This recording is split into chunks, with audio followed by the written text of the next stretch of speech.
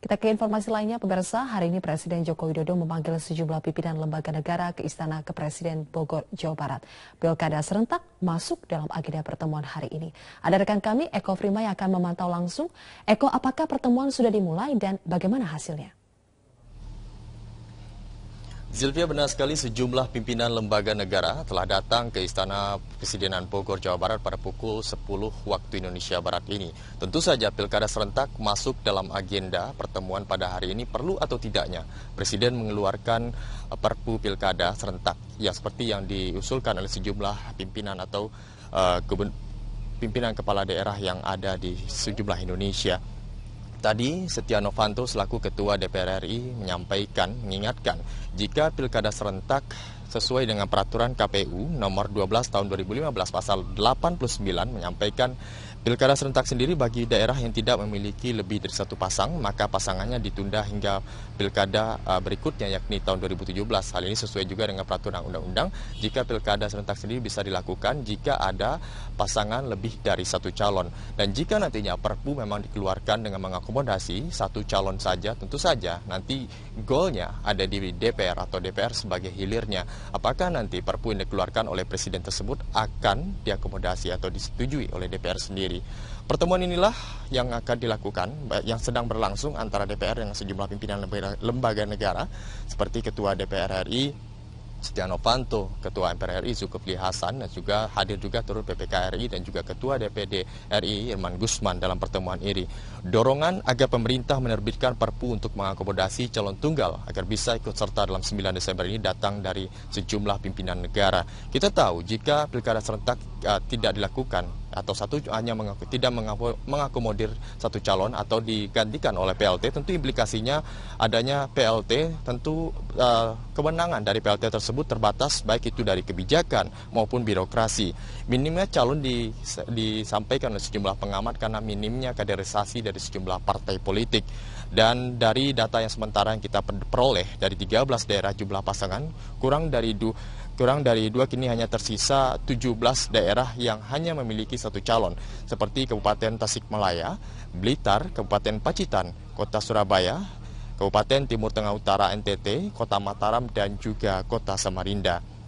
Dan ada juga 83 daerah yang sejauh ini hanya memiliki 2 pasang calon saja, dan hal ini sendiri bisa berpotensi gugur dan memiliki calon tunggal jika nanti hasil verifikasi yang dikeluarkan oleh KPUD sendiri tidak sesuai dengan hasil verifikasi yang ada. Dan untuk itu kita melihat apakah nanti keputusan perlu atau tidaknya Perpu ini dilihat dan bagaimana hasil komunikasi antara Presiden dengan sejumlah pimpinan lembaga negara ini akan dihasilkan atau akan didapat pada pukul 13 siang nanti. Ya, untuk sementara demikian Zilvia, laporan kami langsung dari Istana Kepresidenan Bogor, Jawa Barat, kembali ke Anda ke studio. Baik, Eko Frima, kami nantikan bagaimana perkembangan terkini dari sana. Bank Rakyat Indonesia meluncurkan layanan kegiatan perbankan di atas kapal bernama Teras BRI Kapal untuk menjangkau masyarakat pesisir kepulauan yang selama ini belum menikmati layanan perbankan. Peluncuran layanan baru ini dihadiri langsung oleh Presiden Joko Widodo.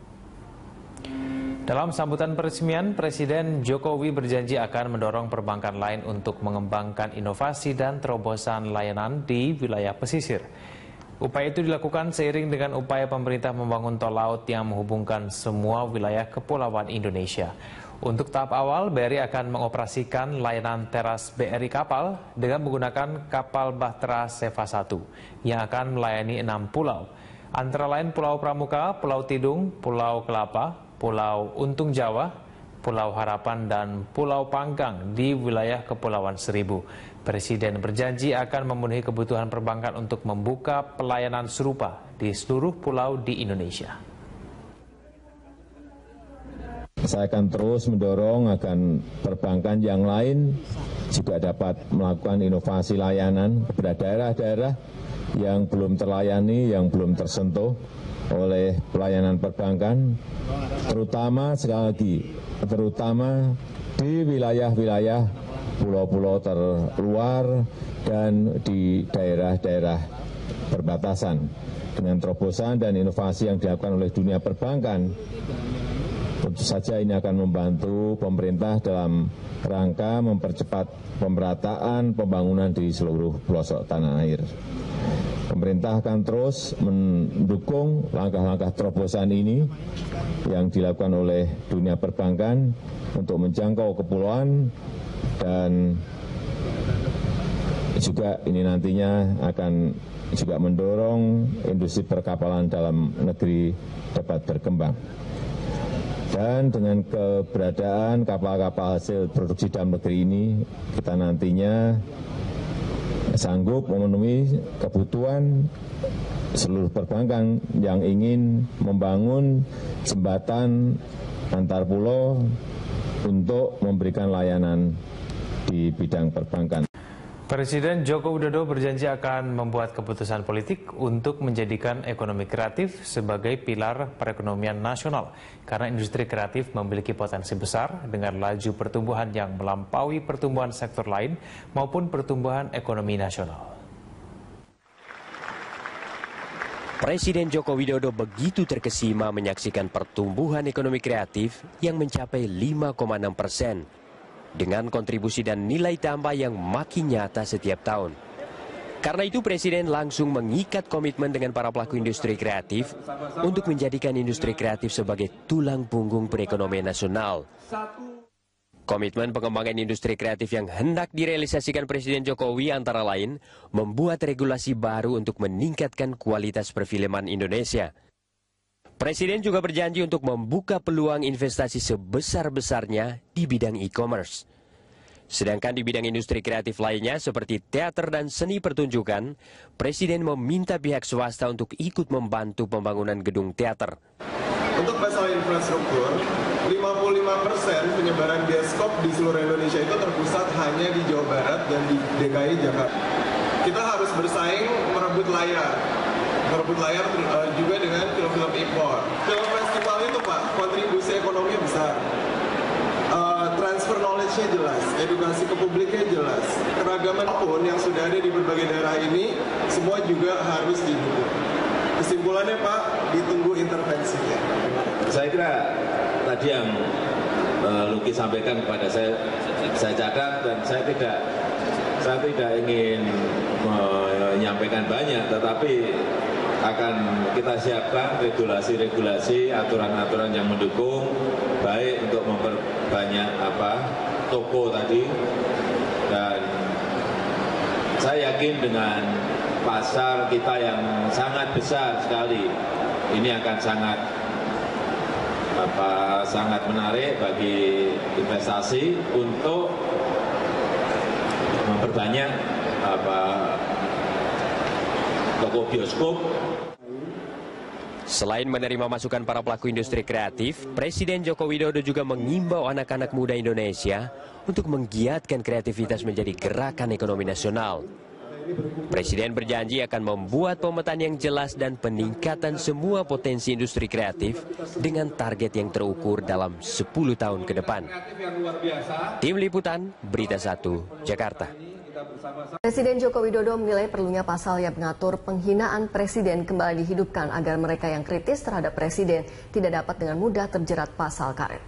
Meski secara pribadi mengaku sering dicaci maki sejak menjabat sebagai wali kota Solo dan tidak pernah mempersoalkannya, Jokowi menilai pasal yang mengatur tindak penghinaan terhadap presiden penting untuk jangka panjang. Sejak wali kota, jadi gubernur, jadi presiden, itu yang namanya diejek, namanya dicemooh, namanya dicaci, dihina, sudah makanan sehari-hari. Biasa. Jadi, dan sebetulnya seperti itu bisa, kalau saya mau, bisa saja itu dipidanakan. Bisa dipidanakan, ribuan kalau kayak gitu itu kalau saya mau. Tapi sampai detik ini tersebut kan tidak saya lakukan. Tetapi apapun, negara kita ini negara bangsa yang penuh kesantunan. Ya. Tapi masalah yang kedua, masalah ini pasal penghinaan ini pun kan masih dalam rancangan, ya kan? Usulan rancangan kepada Dewan.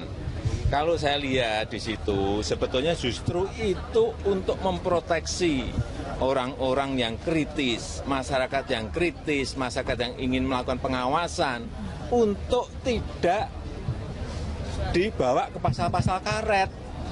Jangan dibalik-balik kamu. Ya, justru memproteksi. Jadi yang ingin mengkritisi, memberikan pengawasan, ingin memberikan koreksi, silahkan. Jangan sampai nanti ada yang membawa ke pasal karet. Dan ini pun kan urusannya kan Presiden sebagai simbol negara bukan pas saya saja kan, nantinya kan juga jangka panjang.